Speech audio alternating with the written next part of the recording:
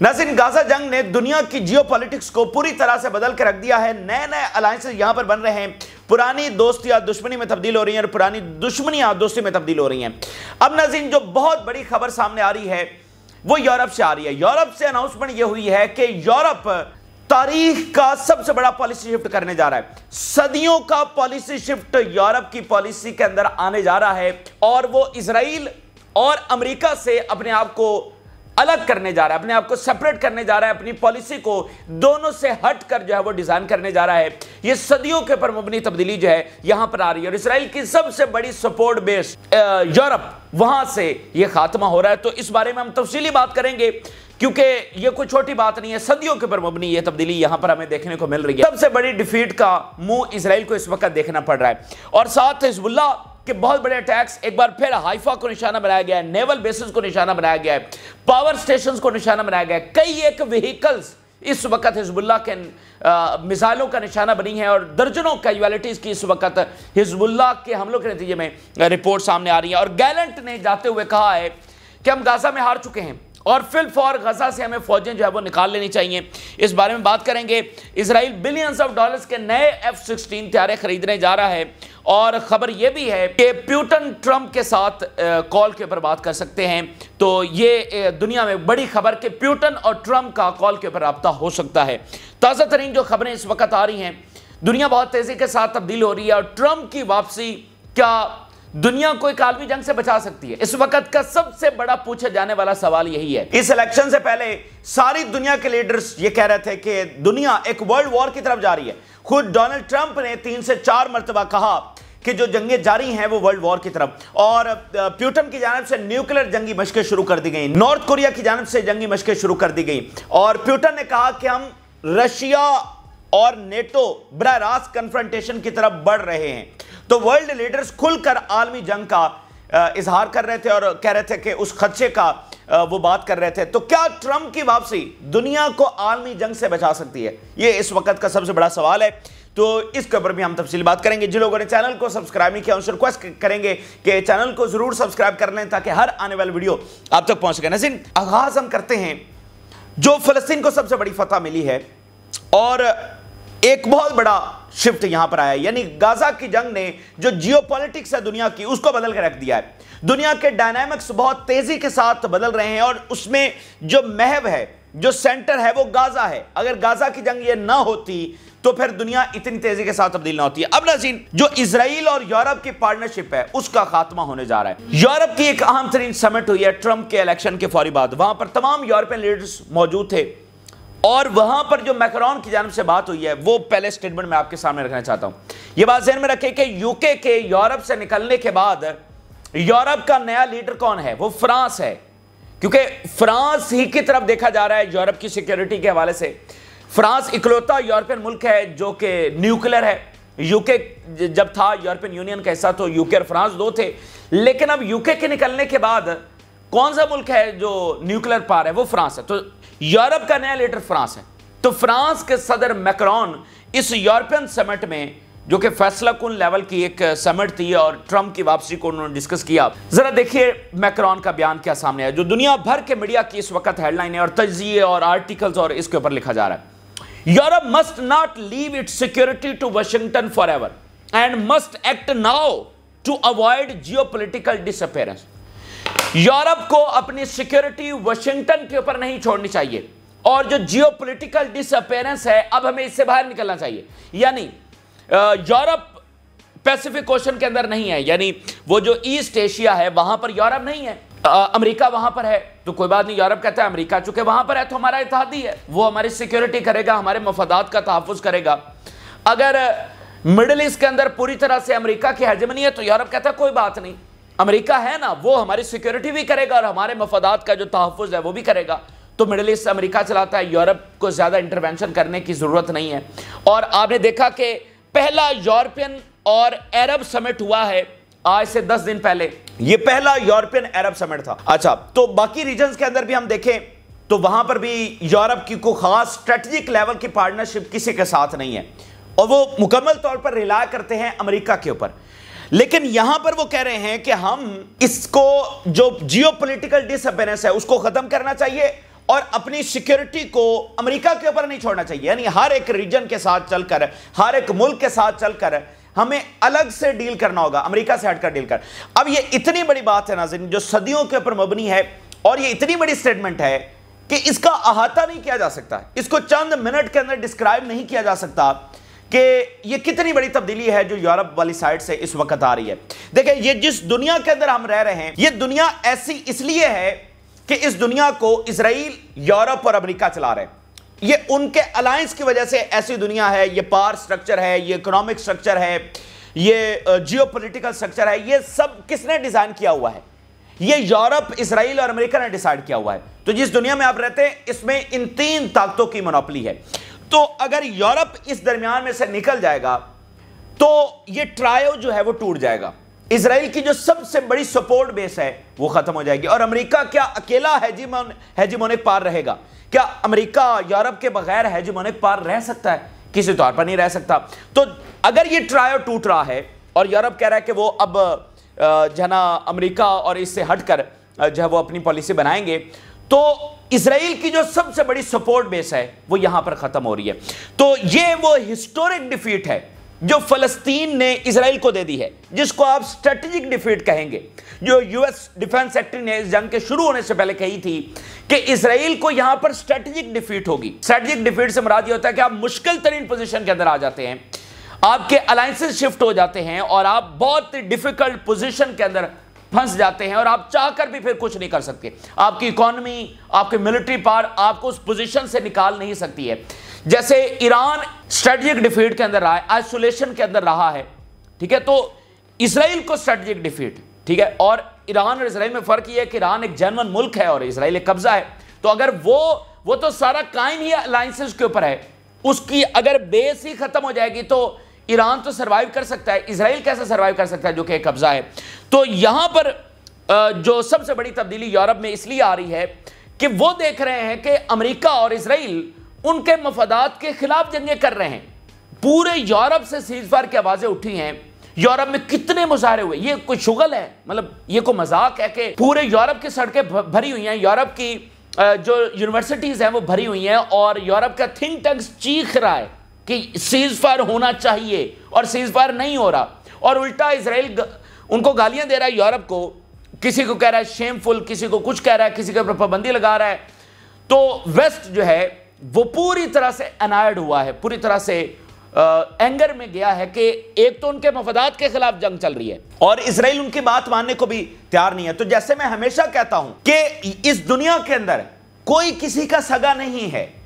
अगर आप कहते हैं कि भाई इजराइल का तो बहुत बड़ा सपोर्टर यूरोप है, बिल्कुल है, लेकिन आज की जो डायनामिक्स है वो माजी से मुख्तलिफ है। यही काम तो गाजा ने किया, यही तो फलस्तीन की सबसे बड़ी जीत है कि स्ट्रेटेजिक डिफीट उसने दे दिया है। उसने इजराइल और यूरोप को आमने सामने लाकर खड़ा कर दिया है। इजरायली मफादात और यूरोपियन जो मफादात हैं वो आमने सामने आ गए। तो जो मैं हमेशा कहता हूं कि यहां पर कोई किसी का सगा नहीं है। यही अमेरिका था और यही यूरोप था।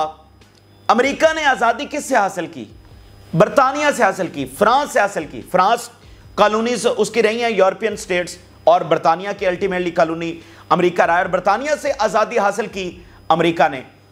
तो 2 से 3 सदी पहले उनका ये रिलेशनशिप था कि एक गुलाम था और एक काबिज था। तो आज से 2 सदी के बाद ये रिलेशनशिप दोबारा तब्दील क्यों नहीं हो सकता? जब दुनिया के इतने बड़े डायनामिक्स बदल गए हैं तो फिर ये रिलेशनशिप दोबारा क्यों नहीं बदल सकता? जब उनके मफादात 2 सदियों तक वन पेज के ऊपर रहे हैं और दोनों साथ साथ चलते रहे हैं, तो अगर आज दुनिया के डायनामिक्स यानी अमेरिका बेमानी जंगों को सपोर्ट कर रहा है और यूरोप को उसमें नुकसान हो रहा है।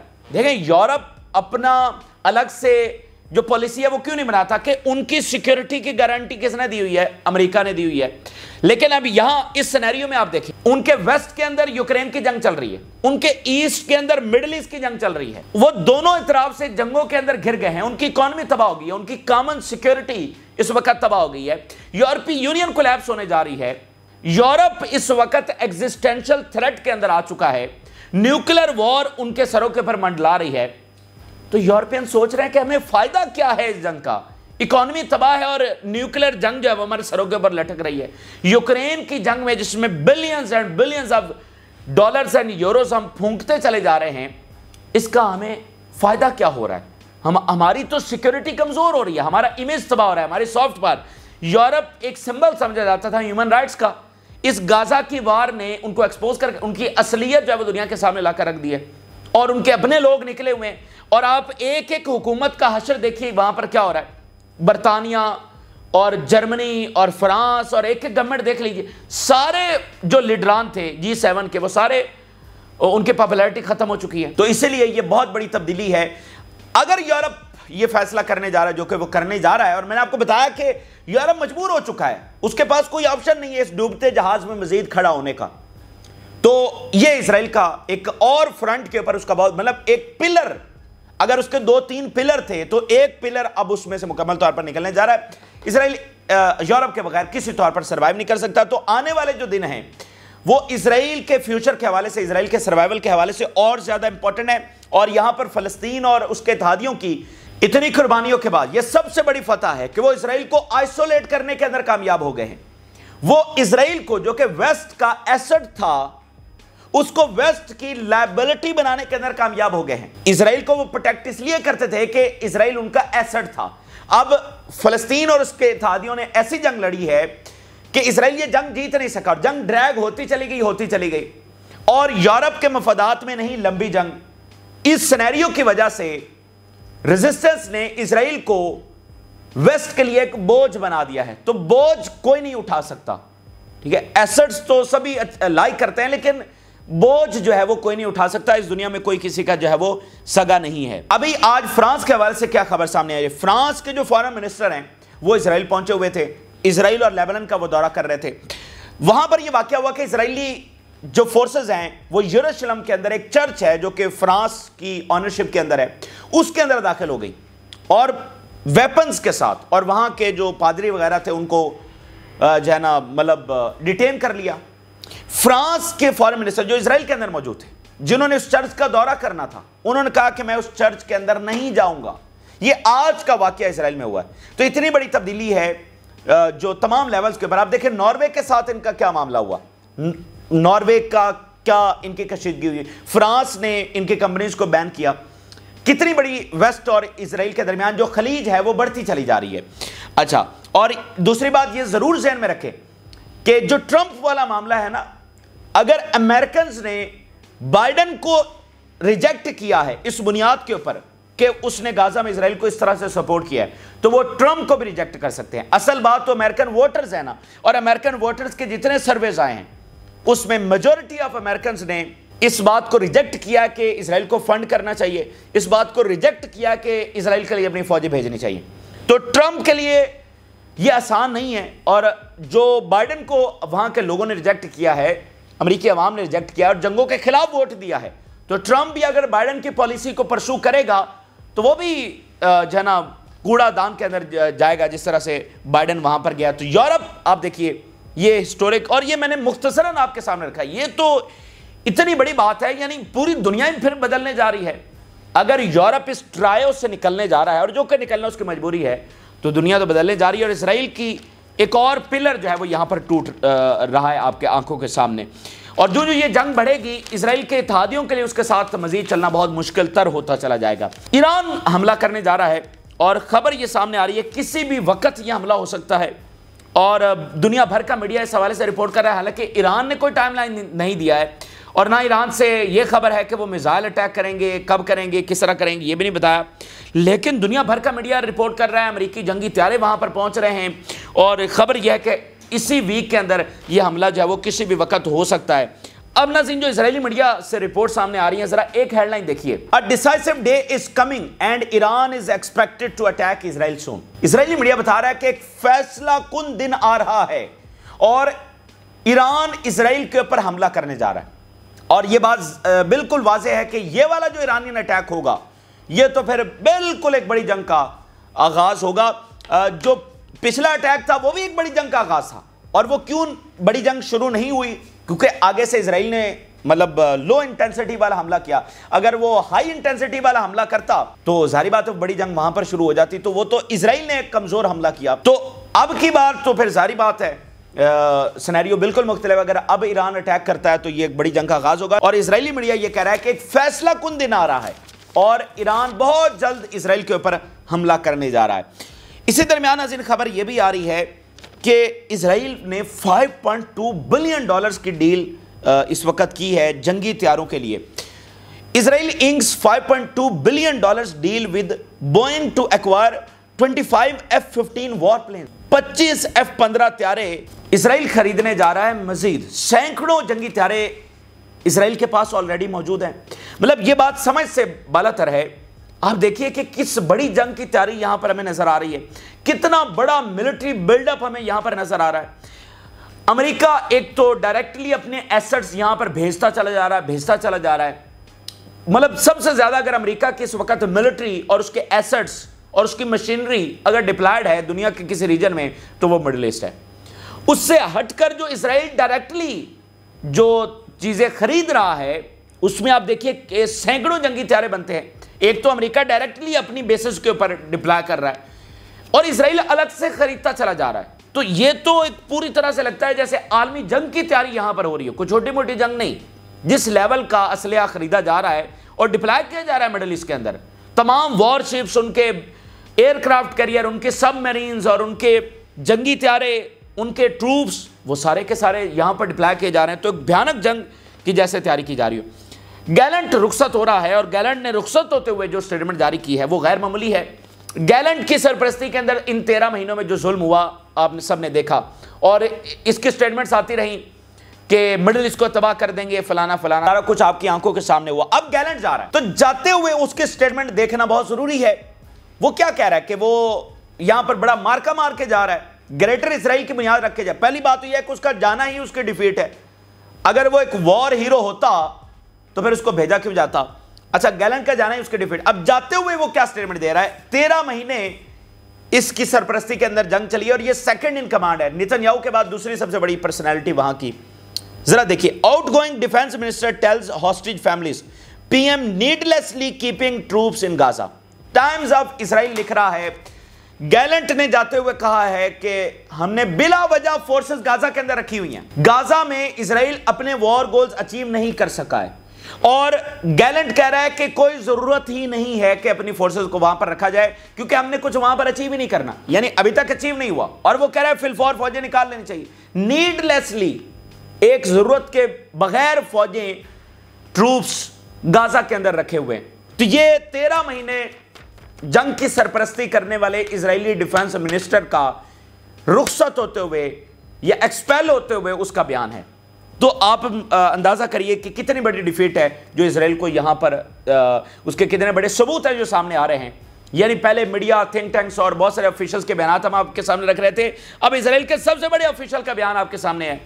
وہ کہہ رہا ہے کہ کچھ اچیو ہونے والا نہیں ہے ہمیں غازہ میں، تو ان کی وار پھر کیا رہ جاتی ہے؟ وہی ظلم رہ جاتا ہے جو جنگی طیاروں کے ذریعے وہ بمب سویلینز کے اوپر گرا رہے ہیں۔ آگے چلتے ہیں تو حزب اللہ کے بہت بڑے اٹیکس، اور حزب اللہ نے جو اناؤنس کیا کہ ہم اپنے حملے انکریز کرنے جا رہے ہیں اور وہ ہمیں پیس انکریز ہوتی ہوئی نظر آ رہی ہے۔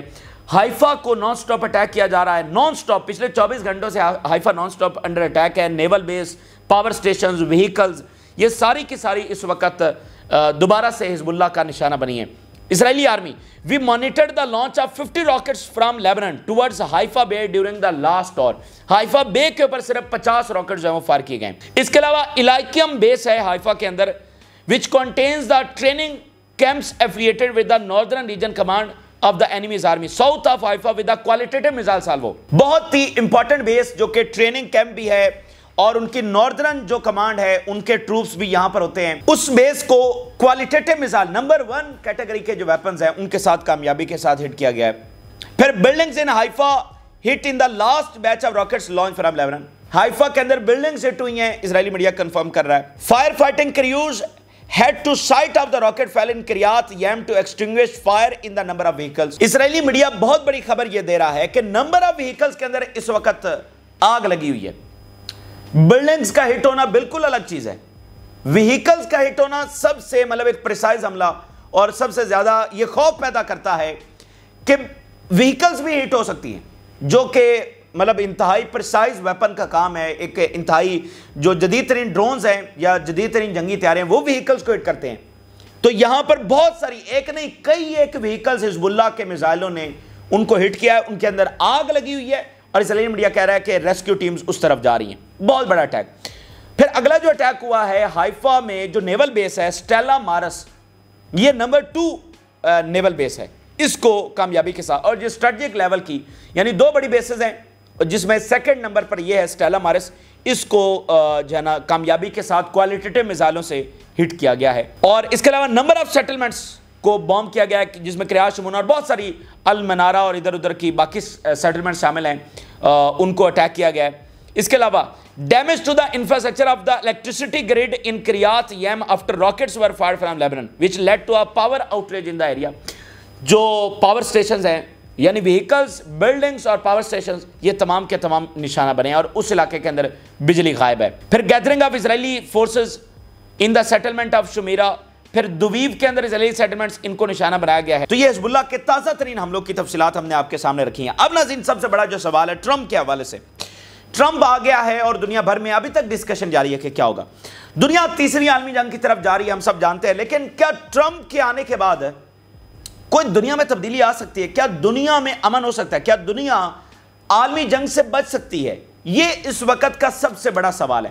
اور اگر ہم وہ ملک جنہوں نے مطلب جو امریکہ کے ساتھ اس وقت لڑ رہے ہیں, ان تمام کے بیانات میں یہ واضح ہے جس میں وہ ٹرمپ کو ایک امن کا پیغام اور یہی بات کر رہے ہیں. ایران کی سٹیٹمنٹ یہی جاری ہوئی ہے, وینزویلا, رشیا سب کی, اور ابھی چائنا کے جو پریزیڈنٹ کی پہلی سٹیٹمنٹ جاری ہوئی ہے, انہوں نے کہا we are ready to work with America and strengthen the relations. یہ انہوں نے مطلب اچھی بات ہے کہ ہم تیار ہیں امریکہ سے ورک کرنے کے لیے اور اپنے تعلقات کو مضبوط کرنے کے لیے. اور ایران کہہ رہا ہے اپنی رانگ پالیسی کو بدلیں اور امن کا یہ موقع ہے. تو عالمی جنگ سے بچنے کے لیے تمام ورلڈ لیڈرز یہ کہہ رہے ہیں کہ ٹرمپ کے پاس ایک آخری موقع ہے, وگرنہ دنیا تو پھر پوائنٹ آف نو ریٹرن کی طرف آلموسٹ جا ہی چکی ہے, لیکن ٹرمپ کے پاس ایک آخری موقع ہے.